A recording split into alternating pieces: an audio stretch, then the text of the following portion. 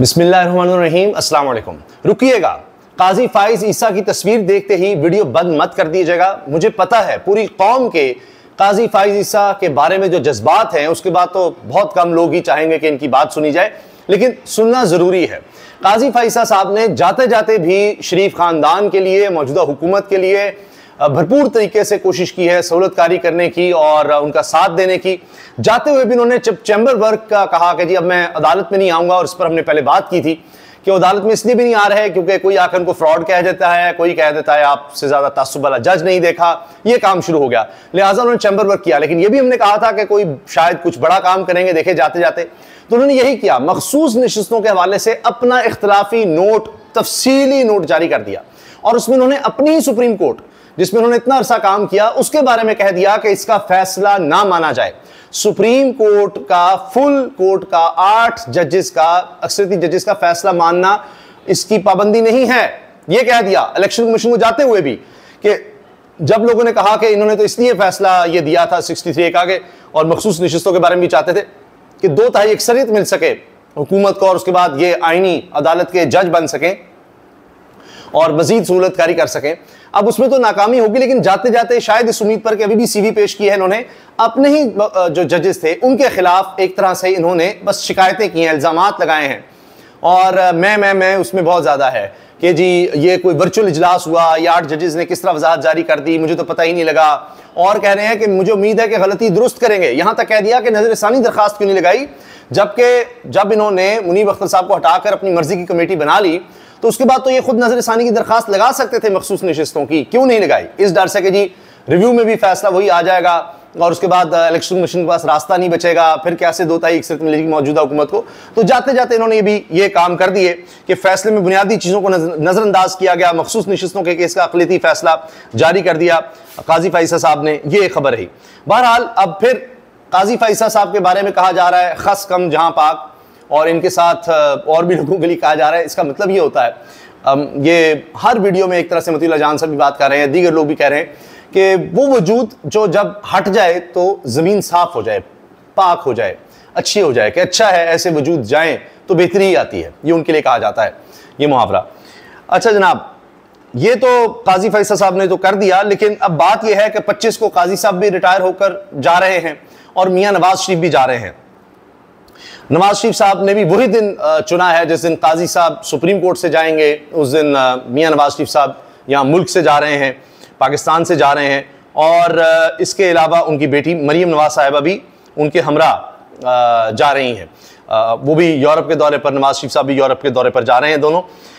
और पीछे ये हालात छोड़कर जा रहे हैं कि पंजाब हुकूमत की जानिब से फंड्स की अदम फरामी, लाहौर की सबसे बड़े मेयो हॉस्पिटल में दिल के मरीजों का इलाज ही बंद कर दिया गया है, ये हालात ये छोड़कर जा रहे हैं। दूसरी तरफ जनाब अली बिन गंडापुर ने ऐलान कर दिया है, इमरान खान से मुलाकात के बाद हम पूरे पाकिस्तान को ब्लॉक कर देंगे और इस्लामाबाद की जानिब बढ़ेंगे और उस वक्त तक वापस नहीं पलटेंगे जब तक इनसे जान नहीं छुड़वा लेते, बस इमरान खान से मीटिंग की देर है। अब इमरान खान से मिलवाया नहीं जा रहा, इस ऐलान के बाद तो बिल्कुल ही नहीं मिलवाया जाएगा क्योंकि इन्होंने फिर डी चौक आने का ऐलान कर दिया है। वहीं पर ही हमारा एहतजाज जारी रहेगा और लोग ज्वाइन करेंगे और ये मुकम्मल एहतजाज होगा, कंटिन्यूअस होगा। खान साहब से मीटिंग होनी है लेकिन पूरे पाकिस्तान में होगा। हम पूरे पाकिस्तान को ब्लॉक करेंगे और आगे बढ़ेंगे इस्लामाबाद की तरफ। जो जल्दी पहुंचे या बाद में पहुंचे या जो जहां पे होगा वो उसका हिस्सा होगा। और एहतजाज जब तक जारी रहेगा जब तक आप इस हुकूमत से जान नहीं छुड़ाते, क्योंकि ये हुकूमत अब 25 के बजाय अपनी जात के लिए ले जी, उन्होंने भी ऐलान कर दिया गंडापुर ने। और पहली दफ़ा जब आए थे तो आपको पता है कि हुकूमत के लिए कितने मसाइल बन गए थे, फिर दीगर ममालिक को, उनके सफारतकारों को बीच में डाला गया कि अब दोबारा SCO का जब मौका है तो एहतजाज ना करें, उसके बाद देख लीजिएगा। तो उसके बाद तो अब रोकने वाला कोई नहीं। देखिए फ़र्क देखिए, जब आप सही समत पर खड़े होंगे, ज़मीर पर खड़े होंगे, तो लोग किस तरह से आपकी पजीराई करते हैं। ये अब आदिल बाज़ई नौजवान है, ये जब हल्के में वापस पहुंचा तो आप इसका इस्तकबाल देखिए और किस तरह बुजुर्ग जो हैं वो इस्तकबाल कर रहे हैं, आप देखिए। और हत्ता कि इसका घर गिराओ, इस प्लाजा गिराओ, कारोबार तबाह करो, लेकिन फिर भी देखिए इज्जत इसको मिली है। दूसरी तरफ कासिम रंजू साहब अख्तर मेंगल साहब की पार्टी के सेनेटर थे जिन्होंने इस्तीफा दिया और अब वो कह रहे हैं कि 5-7 दिन उनको यानी तहवील में रखा हुआ था, इगवा किया हुआ था, लापता किया हुआ था, और उस दौरान उनका 2 दफ़ा डायलिसिस भी करवाया। तो ये सब कुछ हुआ। अब मुझे बताइए वो साइनी तरमीम का क्या होगा कि अभी से गवाहियां सामने आ गई हैं कि जी हमें लापता किया गया, अगवा किया गया और उसके जरिए आईनी तरमीम करवाई गई। लेकिन हुकूमत को इस बात पर भी कोई शर्म नहीं आएगी। बाकी जनाब, तहरीक इंसाफ के मुनहरिफ होने वाले 9 अरकान को शो कॉज नोटिस जारी करने का फैसला कर लिया गया है। रहनुमा तहरीक इंसाफ जरताज गुल कहती हैं कि आज रात तक गद्दारी करने वाले 9 लोगों को शो कॉज नोटिस जारी किए जाएंगे। इन 9 लोगों से वजाहत ली जाएगी।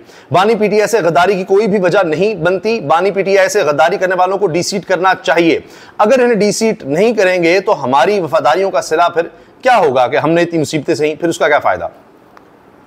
जो ये समझते हैं कि justice Mansoor Ali Shah chief justice अब बन गए तो कोई दायरा नहीं, कोई फायदा नहीं है क्योंकि कमजोर चीफ जस्टिस होंगे, ये इनकी गलतफहमी है। एक बात चीफ जस्टिस बनने दें, फिर देखें ताकत का सरचश्मा कौन होता है। और जस्टिस मंसूर अली शाह ताकतवर चीफ जस्टिस होंगे जिनके पीछे तमाम जजेस खड़े होना अपना फखर समझते हैं। ये मोहम्मद इशफाक साहब, दुनिया न्यूज से वाबस्ता सीनियर साफी। 8 अक्सरियती जजों की 14 सितंबर और 18 अक्टूबर की वजाहतों में भी आईनी गलतियां हैं। 8 जज अपनी अलग वर्चुअल अदालत कायम की। जस्टिस काजी फाइसा ने जाते जाते ये काम भी दिखा दिया कि भाई मैं देखें जाते जाते भी क्या कर रहा हूं, तो आइंदा मुझे किसी और ओहदे के लिए कंसिडर कर लें। 8 जजेस का मखसूस नशिस्तों के केस में मुख्तसर तफसीली फैसला गलतियों से भरपूर। चीफ जस्टिस काजी फाइसा जाते जाते अपनी आखिरी जिम्मेदारी भी निभा गए। देखें ये बातें हो रही हैं, ये चर्चा हो रही हैं।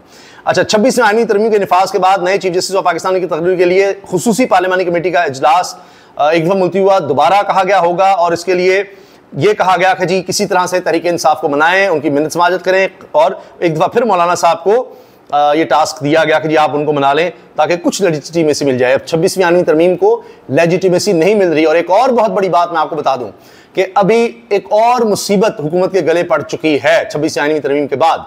इसको लेजिटिमेसी नहीं मिल रही और प्रेशर है, इंटरनेशनल कंसोर्शियम का प्रेशर है, आलमी सतह का प्रेशर है, लोकल प्रेशर, वकला का प्रेशर है, दबाव है। और जिस तरह गवाहियां आ रही हैं, अब अगली 27वीं तरमीम के लिए दबाव आ गया है हुकूमत पर कि ये भी करवा के दो।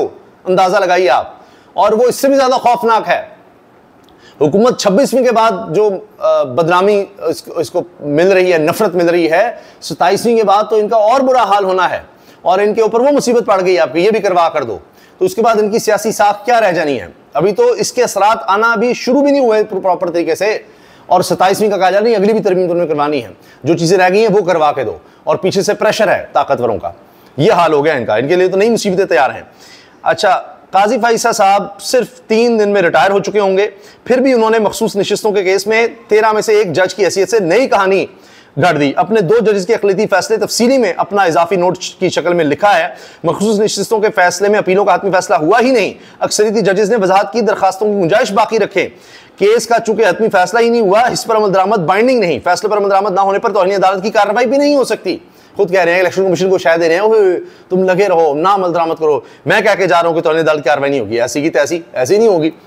अच्छा, आप जरा मंसूर अली शाह साहब को चीफ जस्टिस बनने दें, ये तो सुप्रीम कोर्ट को ताले लगा दें, फिर उनके अहकामात पर अमल ही नहीं होना। तो फिर आगे कहा जी 8 जजेस का 12 जुलाई का मुख्तसर और 23 सितंबर का तफसीली फैसला गलतियों से भरपूर है। 8 अक्सरियती जजेस की 14 सितंबर और 18 अक्टूबर की वजाहतों में भी आईनी गलतियां हैं। 8 जजेस ने अपनी अलग वर्चुअल अदालत कायम की। ये जनाब काजी साहब जो है ना, सिर्फ उनको आइन का पता है, बाकी सुप्रीम कोर्ट के किसी जज को आइन का नहीं पता। और फिर इन्होंने कहा कि ये चीज हतमी फैसला न समझा जाए और ये सब बातें इन्होंने कही। ये है जी खस कम जहां पाक ज़रबुल मिस्ल है। और इसका मतलब है नालायक या बेकार शख्स के चले जाने या मर जाने पर कहते हैं कि चलो अच्छा हुआ दुनिया पाक हुई। और ये मतीला जान साहब मुसलसल काजी फाइसा साहब के बारे में कह रहे हैं, खस कम जहां पाक। और ये कहावत उस जगह बोलते हैं जहां किसी शय आदमी का होना या ना होना दोनों बराबर हों। ये जरताज गुल साहिबा ने जो गुफ्तगू की वो सुनी है, जो इन्होंने कहा कि ये सुनिए। बिल्कुल करना चाहिए। अगर जिन्होंने भी खान साहब से गद्दारी की है उनको रिसीव नहीं करेंगे, उनको उनके खिलाफ एक्शन नहीं लेंगे, तो फिर हम जो वफादार हैं उनका क्या सिला है। तो बड़ा वाज़ेह है जी, ये प्रेशर बिल्ड हो रहा है। अच्छा, एक और प्रेशर भी बिल्ड हो रहा है, वो भी अजीब सी लड़ाई शुरू हो चुकी है। और वो लड़ाई है जनाब ख्वाजा आसिफ और फैसल वाडा के दरमियान। फैसल वाडा ने कहा बाप के बाप को अब आप छेड़ भी नहीं सकते, बाप के बाप को 65 साल तक कोई कुछ नहीं कह सकता, ऐसी तरमीम कराई है। और उन्होंने फिर एक हाथ का इशारा जो ज़रा क्या कहना चाहिए कि हया और शर्म वाले लोग नहीं करते, वैसे तो बुरा होता है, तो वो करके उन्होंने दिखाया था कि इस तरह से ये विक्ट्री है, ये ऐसी विक्ट्री नहीं। उन्होंने फिर बाजू का इशारा करके ये वो वाली विक्ट्री है। तो अब ख्वाजा से वज़ीर दिफा हैं, उनसे हामिद मीर साहब ने सवाल कर लिया। फैसल वाडा साहब कौन से बाप की बात कर रहे हैं? मैं अगर उनके बाप के ऊपर जो है वो अगर गुरेज करूँ कमेंट करने के लिए तो मुझे माफ़ कर दीजिए। ठीक है, कह रहे हैं कि मैं उनके बाप पर कमेंट करने से गुरेज करूं तो मुझे माफ़ कर देगा। इस पर उन्होंने ख्वाजा आसिफ को टैग किया है बाकायदा फैसल वावड़ा ने, और कहा है ख्वाजा आसिफ साहब मेरे बाप तक आने से पहले मुझे बताएं कि मैं आपके कौन से बाप को मानूं जो वक्त पड़ने पर हर बार बदल लिया जाता है। ना तो मैं कमेंट करने से गुरेज करूंगा और ना ही माफ़ी चाहता हूं, आप ही की जुबान में आपको जवाब दिया है। ले जी, ये एक नया मसला यहाँ पर खड़ा हो गया है। बहरहाल हुकूमत के लिए अभी मुसीबतें हैं और हुकूमत तो कर रहे हैं लेकिन इज्जत गंवा रहे हैं। अजीब व गरीब सी हुकूमत है। जितना अरसा है ये गहरा खोद रहे हैं जिसमें ये गिर रहे हैं, गिरते जा रहे हैं और फिर शायद ये दहाइयों तक नहीं उठ सकेंगे, इनकी जमातें नहीं उठ सकेंगी और लोग कभी नहीं भूलेंगे। ये पुराना दौर नहीं है कि लोग बस भूल गए और अब तो लोग बार बार इनके जुमले सामने लाएंगे, इनको बताएंगे कि आपने क्या क्या हरकतें की हैं। तो अब डी चौक की फिर से कॉल है, पूरे पाकिस्तान की कॉल है। अलीम गंडापुर कह रहे हैं इमरान खान से मिलने की देर है। इमरान खान की बहन कह रही है कि इमरान खान को तकलीफ़ है कि अब उनसे मुलाकातों पर भी पाबंदी लगाई जा रही है, लेकिन ये लोग उसको जानते नहीं, वो फिर भी डटा हुआ है। अच्छा, इसका एक और पहलू है, जब ये आकर बयानात दिए जाते हैं तो इमरान खान पर सख्तियाँ बढ़ा दी जाती हैं। पाकिस्तान की तारीख में इस तरह का सेल, इस तरह का जबर और ज़हनी टॉर्चर किसी पॉलिटिकल लीडर पर नहीं किया गया जो अपनी जमात का हेड हो। मैं किसी और नहीं, और भी मिसालें आ जाएंगी, नहीं जी फलां उसरा रहा था, नहीं। अगर आपने कंपेयर करना है मियां नवाज शरीफ से, आसिफ जरदारी से, इस लेवल के जो अपनी अपनी पार्टी के हेड रहे, तो क्या कभी कोई इस तरह से कैद में रहा है? नहीं, पाकिस्तान की हिस्ट्री में ऐसा नहीं हुआ जिस तरह की कैद इमरान खान को दी जा रही है। और जब यह बयान आता था नहीं टूट रहा तो सख्ती और बढ़ा दी जाती है, मुलाकातों पर पाबंदी लगा दो। मियां नवाज शरीफ के लिए तो एसी था, एसी तो चले दूर की बात है, बिजली भी बंद करो, अखबार भी बंद करो, इसको किस तरह ये किताबें मांगता है वो बंद करो, इसको एक्सेस का शौक है उसका बंद करो। तो उस तरह से मुलाकातों पर पाबंदी लगाओ, जो मैक्सिमम इसके लिए हम कर सकते हैं किस तरह ये टूटे उसकी कोशिशें और तेज़ कर दी जाती हैं। इजाज़त दीजिए, अल्लाह हाफ़िज़।